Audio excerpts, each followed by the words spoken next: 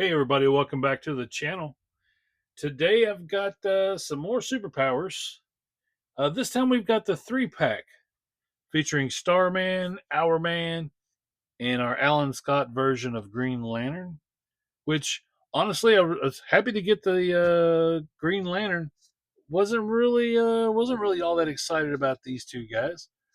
Familiar with Hourman, but Starman I really don't know anything about. So maybe this will motivate me to read up on them. But it's a very colorful set. I do dig what they've done here, and obviously they've went in and reused reused some of the body parts from previous figures, especially for this. If you look at this, has got more of the John Stewart Green Lantern build, that large buck. Um, this does look like there's some new stuff in there. That's some new stuff. But yeah, it's pretty cool. Pretty cool set. Pricing, it's not too bad right now. And let's see. Well, let's do a quick look here. Ted Knight became Starman after inventing a gravity rod that gathered and focused ambient energy from the stars. Oh, it's Ted Knight. All right, cool. Our man, brilliant chemist Rex Tyler, invented a vitamin he called Miraclo, which granted him superpowers, but only for 1 hour. And then we've got Green Lantern, Earth's original Green Lantern, and a founding member of the Justice Society of America. Alan Scott has been a trailblazer for over 80 years. Very cool. So, yeah, I wanted this set more for Alan Scott's Green Lantern than anything else. And since they didn't sell him as a single, and price wise, I ended up getting this as, at a price that's comparable to some of the single figures right now. So why not? So let's go ahead and get these out of the package. We're not going to waste a whole lot of time on it. Let's see here. I do appreciate the way they're packaged. It's actually not too bad. All right, here we have our Starman. Very goofy looking. I'm not even sure what this weapon is called. I will have to look it up.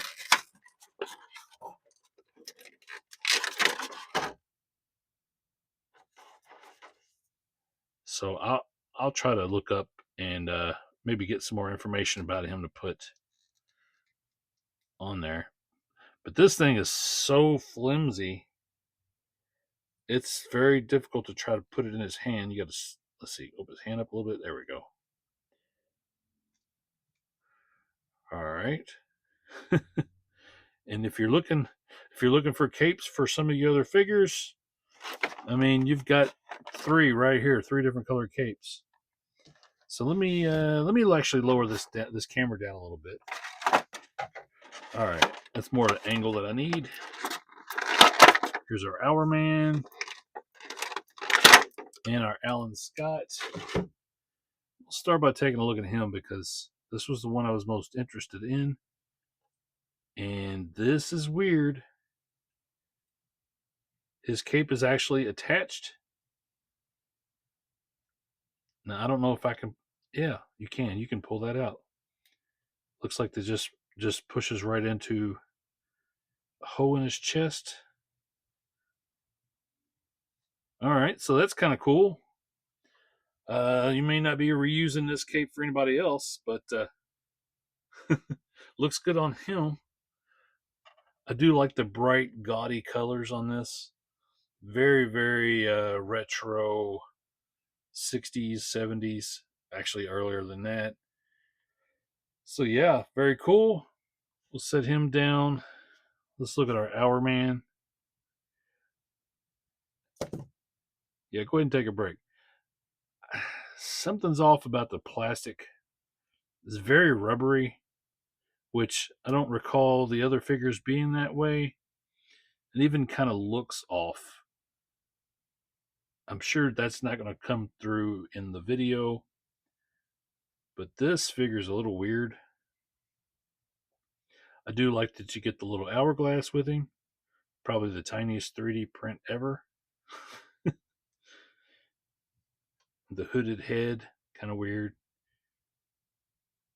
Yeah, for what it is, not bad. I'm not hating it. Let's get him to stand up here. And then we've got our Starman with his dorky weapon.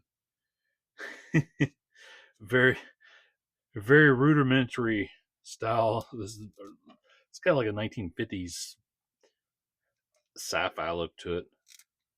And all these guys have bend at the knee, move the arms, turn the heads, all that good stuff. Your basic articulation for a figure like this. Yeah, I know this is nothing exciting. I totally get it. But yeah, this was just something I wanted to add to my collection. So here they are. They'll look good in the lineup, filling in some empty spots in my collection. But hey, at least I did get the Alan Scott. So hey, you know what? Since we're talking about it, let's go ahead and bring in a couple of the other Green Lanterns just to have them side by side. So here we got John Stewart and Guy Gardner. That's kind of cool. I don't have Kilowog yet. He's in the mail. Actually, I might have him in a couple of days. And I've yet to find Hal Jordan. I'm probably never going to find a Hal Jordan, which for me just means I would be using my vintage Kenner figure to represent Hal Jordan in my Superpowers collection. And I'm completely fine with that because the prices on that figure they're just stupid. I don't know why anybody would pay that much for a figure made like this, but some people do. But hey, like I said, I got Kilowog coming, so that's cool. So I'll have him in the collection soon, rounding out a pretty cool batch of Green Lanterns. So hey, sound off in the comments. Have you picked up that set yet? Is it something? Is it something you were actually as excited about? Do you have some connection to some of these characters that maybe the rest of us don't, especially me? Let me know your thoughts. As always, I appreciate you guys sticking around and watching another video, and I'll be back soon with more. Thanks.